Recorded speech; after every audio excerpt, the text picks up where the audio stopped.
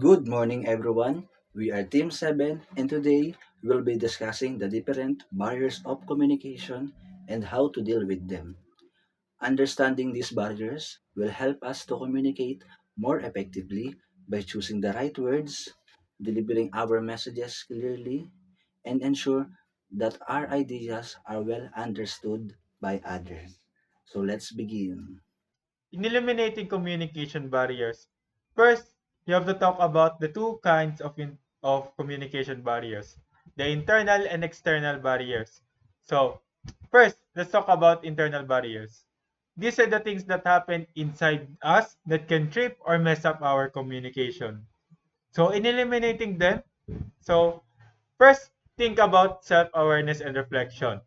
Are you aware of your own communication habits? Maybe you interrupt a lot, or perhaps you get flustered easily. Reflecting on these things can help you improve. Let's say, for example, when you're giving someone a feedback, are you aware of how you're placing it? Is your feedback come from your emotion, or your feedback came from a clear and a constructive? Do you deliver your feedback in a harsh way, or your feedback came from, let's say, for example, an emotion of hatred to someone? Of course, if you have a negative feeling about someone, you tend to give them a bad feedback, whether what, even if they're, let's say, what they say or what you are giving a feedback to is good, but since you have a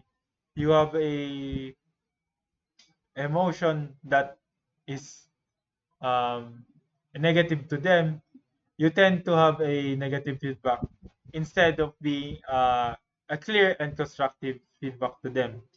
Another key is to look for opportunities to improve yourself. So this means actively working your communication skills. Pay attention to your grammar, your the usage of your words, your construction of your sentence. So stronger language skills lead to clearer messages.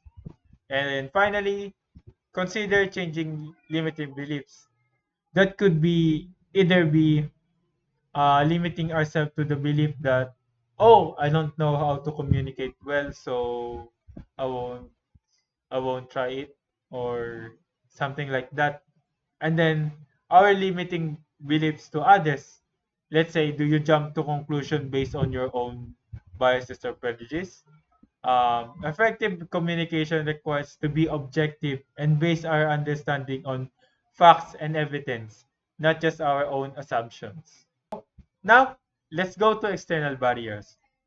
External barriers are the factors outside of us that can affect communication. A crucial one in eliminating them is understanding who you are communicating with. You wouldn't talk to a child the same way you would talk to a colleague, right? Or you wouldn't talk to a kindergarten level and you are in college level.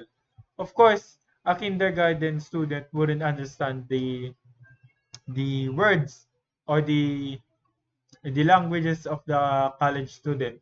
So, tailoring your words and communication style is your key for your audience to be for you to be understood by your audience.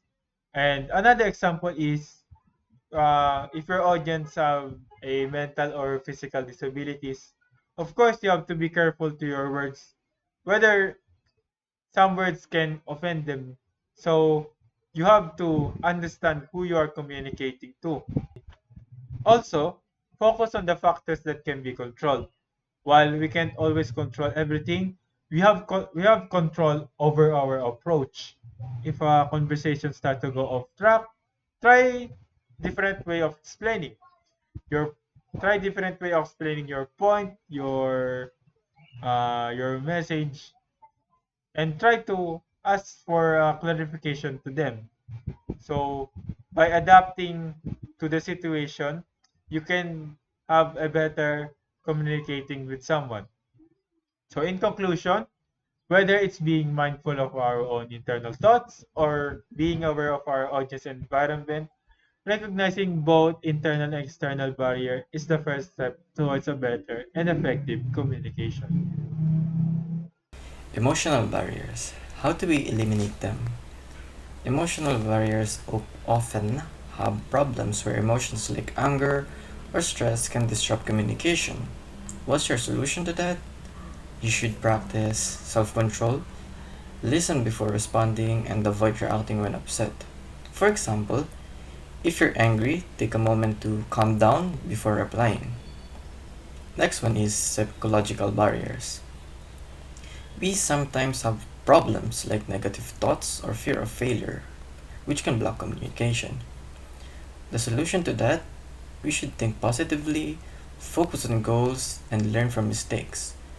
For example, instead of fearing public speaking, focus on your preparation and the value of your message.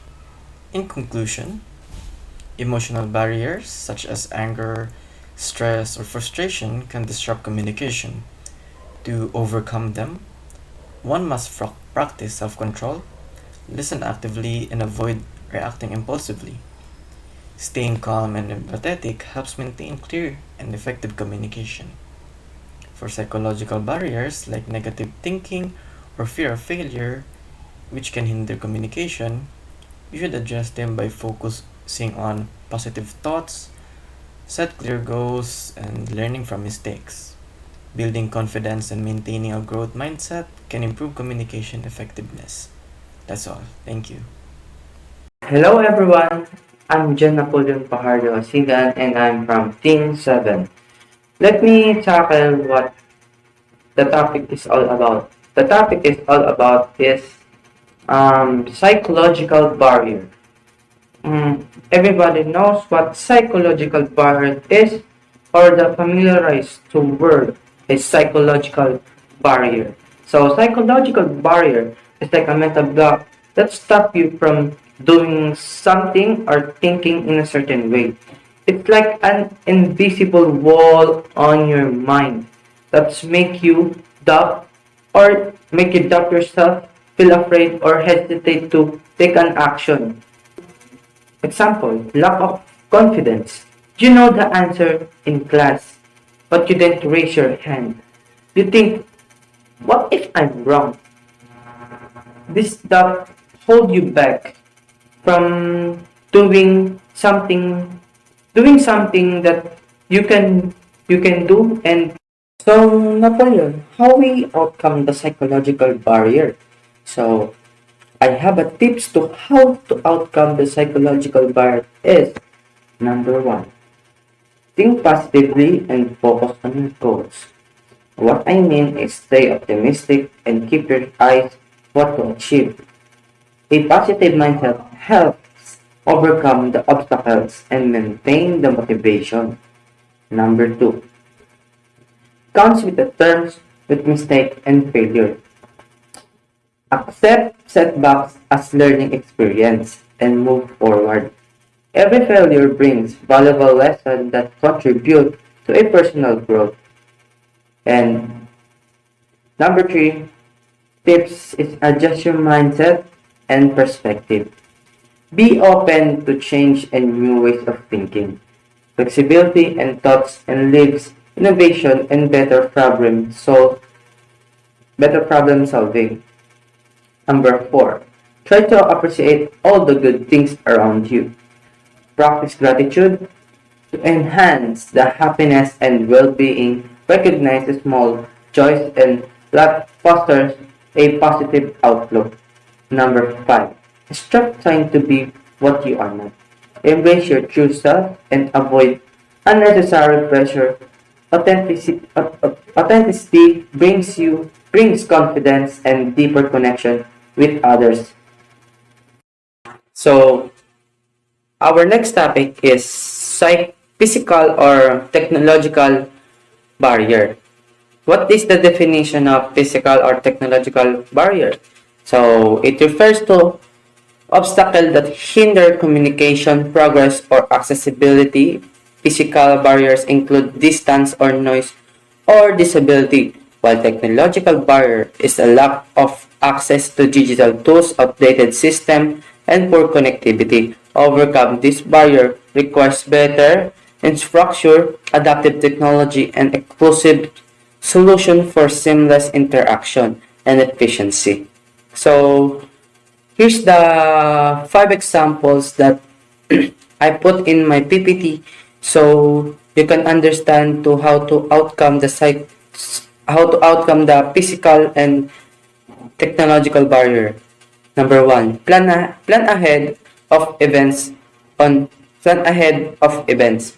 Organize the details in advance to ensure smooth execution of seminars and conference or concert to proper planning to minimize risk and improve efficiency. 2. Pre-test all common all communication equipment, check and test device before use to avoid technical issues, ensuring functionality prevents delays and communication. Number 3. Be resourceful with alternative methods. Have backup plans in case technology or equipment fails. Flexibility and creativity helps maintain smooth communication. Number 4. Use technology according to the occasion. Choose appropriate digital tools based on the events and audience need to proper use to enhance engagement and effectiveness. Dress up. Number 5. Dress up appropriately for occasion.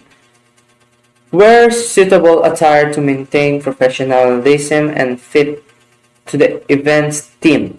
Proper dressing is create a good impression and boost confidence. And that's all. That's my report from psychological barrier and physical barrier and technological barrier. Thank you, everyone. Environmental or natural barriers. These are the physical or external factors that may hinder communication or interaction. First is adjusting the communication venue. For temperature too hot or too cold can make a person less focused. In order to eliminate it, ensure that the venue is well ventilated or in comfortable temperature. In lights, poor lighting can be a hindrance to see the person talking as well as their expressions. So you need to provide a bright space for everyone. While sound, excessive noise can interrupt the conversation leading to misunderstanding. Might as well as find a quiet place far from every or any noise. Second is adjusting for weather. Time and necessities is important to take note. If the weather is making the conversation difficult, like typhoons, rainstorms, you need to adjust the schedule of the meeting beforehand. Make sure you have a backup plan for circumstances that is beyond one's control. Third is choosing a favorable place. Choose the best place to hold a conversation. Depend what time of meeting it is and consider factors like privacy, noise level, and comfort of all. These are the environmental or natural barriers. So you need to plan ahead. You need to consider all unexpected events to happen and plan on how to adapt for the conversation to flow smoothly. Next is cultural barrier. This occurs when difference in cultural norms, values, or traditions lead to misunderstanding. First, you need to respect other people's culture. Listening involves understanding. Paying attention on what they're pointing out is really important. Learn to be open on different perspectives and avoid dismissing their viewpoints, as well as putting yourself in their shoes. Through this, we will be able to acknowledge that people have different values, beliefs, and experiences. Second is no culture is higher or better than others. Avoid ethnocentrism where viewing one's own culture is superior to others. These may lead to discrimination, making it hard to understand cultural differences. Third is avoid stereotyping people by their physical appearance, religion, nationality, or race. Be open minded when learning new information about one's culture to avoid judgment, and stereotypes. Fourth is avoid any offensive words. Use respectful language and be mindful on choosing words. It really involves searching for words that may offend their culture, and of course, you should avoid using it.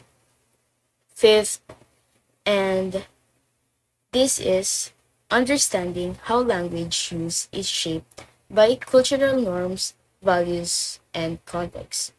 Understanding body language can have a different meanings in every culture. So you must observe nonverbal languages to avoid misinterpretation. Lastly, using of slang words. This expression might be different between culture. Be aware and avoid informal words when communicating with different cultures. So the summary of these cultural differences or cultural barriers that you should be aware of cultural differences. Some may differ from one, but through communication, you can avoid these barriers by engaging in open and respectful conversation, building a strong bridge for cultural differentiation. So now let's talk about lexical or linguistic barriers. So first of all, lexical or linguistic barriers, the barriers or obstacles that arise during the language use. So there are many ways on how to eliminate them.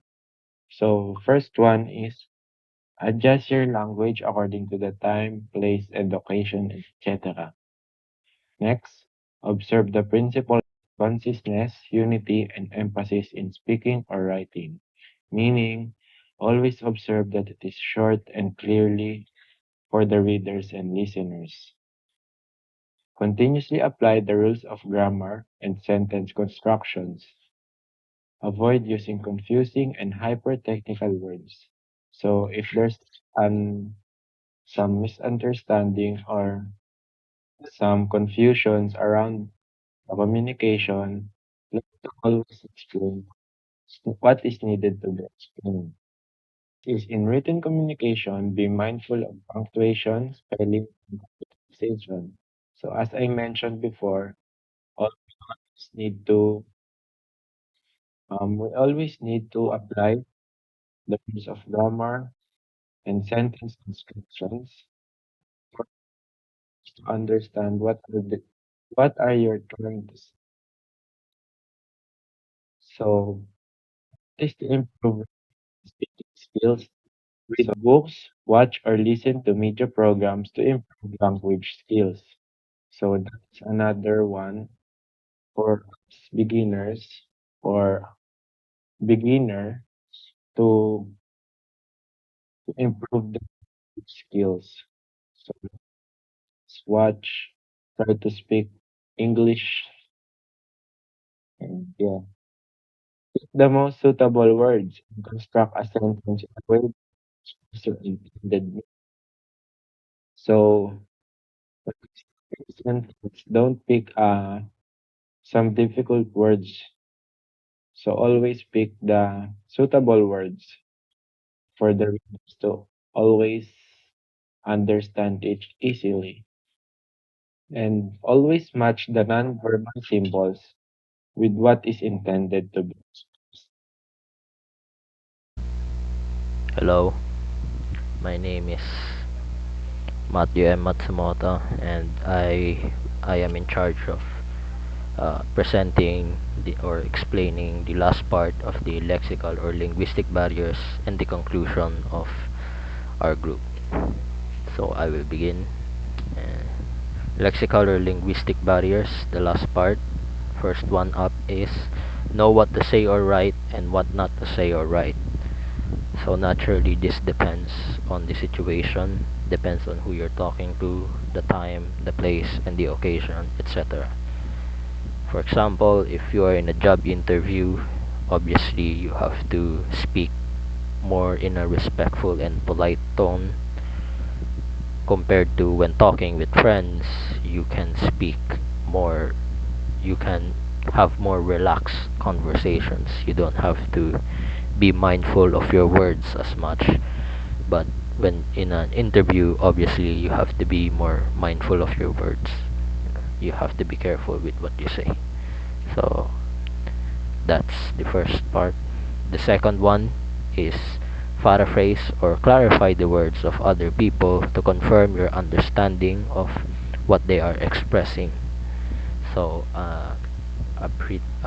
an example of this is when your parents are giving you a grocery or asking you to go buy groceries. They either give you a list and you read out loud what you see on the list, so that you confirm with them that what they have written down is correct and that's what they want you to buy. The same thing applies when they just tell you what to buy. You repeat what they said to ensure that you remember it and understand what they said. Yes. So that's just one example. It happens a lot in other areas, especially when you're teaching someone. So that's another thing. And the last part is avoid using communication stoppers. So communication stoppers, an example of it is interrupting someone when they are talking, or anything that can effectively stop, the continuous flow of communication. You know, Naturally, this is bad, as when communication stops, it's no no exchange of information. The exchange of information is effectively halted, and in some cases, communication stoppers are can be considered offensive. As an example of a communication stopper is fallacy, and fallacy, from what I remember correctly, is an argument based on not solid evidence, you know. So when you use something like that when you're communicating with someone, it can easily offend them or rub them the wrong way, which can lead to unnecessary friction or unnecessary conflict with the other person. So as much as possible, avoid using communication stoppers. And next, we have the conclusion.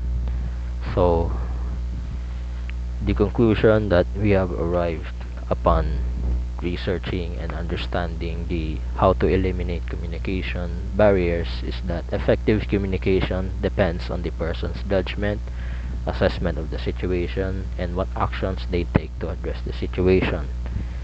Because as you can see, with a lot of these communication barriers, they're they're situational, very situational, and depending on the situation, what actions you have to take will vary.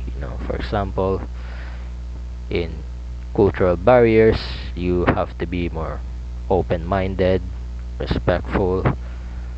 But in physical or technological barriers, you have to be more physically active, in the sense that you have to plan ahead more, pre-test everything, make sure to, you know, check the equipment, etc., etc. You can The methods that you use to solve the cultural barriers, you can't use it to solve the physical or technological barriers. So yes, so what you have to do will depend on the situation. So that's why understanding communication barriers and how to eliminate them is very important, and the fact that it all depends on the person's judgment.